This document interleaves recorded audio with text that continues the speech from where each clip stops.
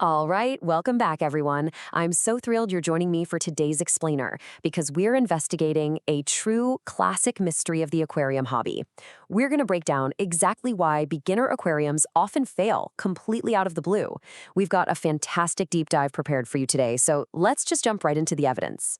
So, why do new tanks just crash mysteriously? It's literally the most heartbreaking scenario for newcomers. I mean, you spent weeks cycling your tank, perfectly arranging your hardscape, carefully selecting your livestock. You've done absolutely everything right.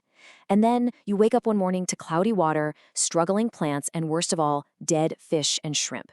It's incredibly frustrating, right? You're left standing there asking, why did my tank just crash? Which brings us to section 1, the culprit. We're talking about overfeeding in aquariums.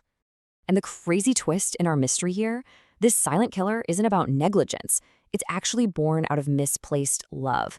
See, we humans naturally equate food with affection, right? But the vast majority of our aquatic creatures are what we call opportunistic feeders. In the wild, food is not guaranteed. It is super scarce. So evolution literally wired them to strike at a meal whenever it pops up, completely regardless of whether their stomachs are actually full. Simply put, your fish, they do not have a biological full switch. They're operating purely on survival instinct, not actual hunger. And this is exactly where we go wrong. We have this very human projection where we see a fish swimming up to the glass, doing that little begging dance, and we think, oh man, they must be starving. But the biological reality? The fish is just instinctively reacting to a moving shadow or a figure approaching the tank. When we mistake that instinctual foraging reflex for genuine hunger, we toss in more food and bam, that's exactly how the silent killer sneaks right into the tank. All right, moving to section 2, 6 warning signs. Let's diagnose this silent killer. Let's look at your own setup to see if you can self-diagnose an overfeeding issue. Here are 6 clear, visual, and olfactory clues that your tank is secretly drowning in excess food. Number 1. If you still see food sitting on the substrate after 5 or 10 minutes, you are feeding way too much. 2. Cloudy white water. That's actually a bacterial bloom feasting on the excess organics. 3. The smell. A healthy tank smells like clean earth. If it smells foul, fishy, or rotting, food is actively decomposing in there. 4. Sudden algae outbreaks. We're talking diatoms, blackbeard algae, or cyanobacteria. 5. If you've got an oily, thick biofilm trapping oxygen at the surface. And 6. A sudden explosion of pest snails. Bladder or ramshorn snails multiply to match the massive food surplus you've provided, so they are literally tattling on your heavy feeding hand. Now here's how this nightmare actually escalates. It's a relentless chain reaction. Just 5 minutes after feeding, the leftover food settles. You walk away thinking, no big deal. But within 48 hours, that food rots and triggers a massive, totally invisible ammonia spike. By week 1, all that excess dissolved organic carbon turns into an all-you-can-eat buffet for algae and nasty parasites. And by week 2, the biological filtration gets completely overwhelmed, the ecosystem crashes, and your livestock perishes.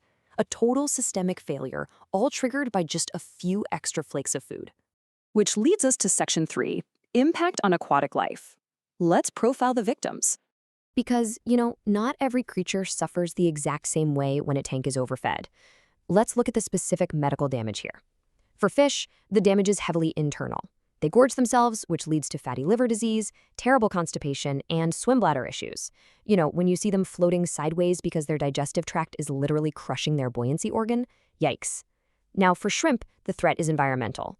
They are wildly sensitive to the ammonia spikes and pH swings caused by rotting food.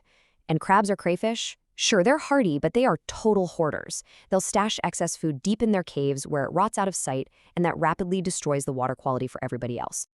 Okay, I know exactly what some of you are thinking right now. Let's address a massive beginner misconception.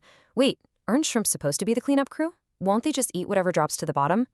It's a super common belief that adding bottom feeders is some magic cure for a heavy feeding hand. Well, get this, that's 80%. In a mature aquarium, 80% of a shrimp's diet naturally comes from grazing on invisible biofilm and soft algae covering your rocks and plants. Yes, they're constantly eating, but they hardly need any supplemental industrial food at all. So dumping heavy protein powders or shrimp sticks in there doesn't really feed them. It mostly just invites deadly parasites like planaria and hydra to the party. All right, section 4, the golden rule, proper feeding protocols. Let's pivot from the problem to the solution, and honestly, you'll be glad to know the fix here is incredibly simple. There's this absolute piece of wisdom from our source material. "Tiao mo chut dot han zu mo chut." Translated, it means a little less is always better than too much. This needs to be your new mantra. When it comes to aquarium keeping, underfeeding is exponentially safer than overfeeding. A healthy fish can easily miss a meal, but an entire tank cannot survive a rotting food surplus. So let's break this down into actionable steps. For fish, stick to the 2 to 3 minute rule. If there's food still floating or sinking after 3 minutes, you fed too much, period. Just cut it back next time. Second, instead of one massive dump of food, try splitting the daily ration into 1 or 2 small, highly manageable meals. And third, please don't just dump the food and walk away. Stick around and observe the feast. Make sure your shy fish are getting a bite, and absolutely ensure nothing hits the floor to rot. Now, for shrimp and crustaceans, the protocol shifts just a bit. Because they eat slower, you use the 2 to 3 hour rule. But step 2 here is non-negotiable. Remove the leftovers. You have to physically extract anything uneaten with a net or a siphon once that window closes. Leaving it in overnight is just asking for a parasite explosion. And step 3, don't panic if they seem hungry. Trust that the natural biofilm is keeping them perfectly fed. To totally dummy-proof your routine, try these 3 practical tips. First, never, ever pour directly from the container. Seriously, one slip of the wrist and your tank is ruined. Use a tiny, dedicated measuring spoon. Second, set a strict schedule and absolutely include 1 mandatory fasting day per week. It clears out their digestive tracts and it's fantastic for their health. And third, if you do spill accidentally, siphon it out right that second. Do not say, "Oh, well, the fish will finish it tomorrow." They won't, but the bacteria definitely will. Okay, let's debunk a huge, super dangerous myth. Say you're going on vacation for a week, and out of sheer guilt, you just dump a giant buffet of food into the tank right before you walk out the door.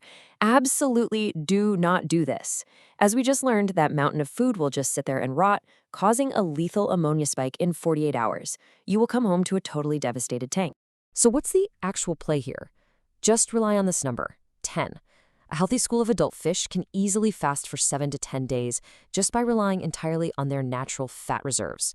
They are literally evolved to handle periods of fasting. So go enjoy your vacation.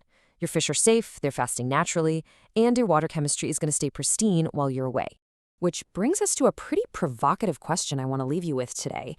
Are you feeding your tank out of love, or are you secretly fueling the silent killer? By making that mindset shift from food equals love to strict food management equals a thriving ecosystem, you are taking the absolute biggest step toward mastering this hobby.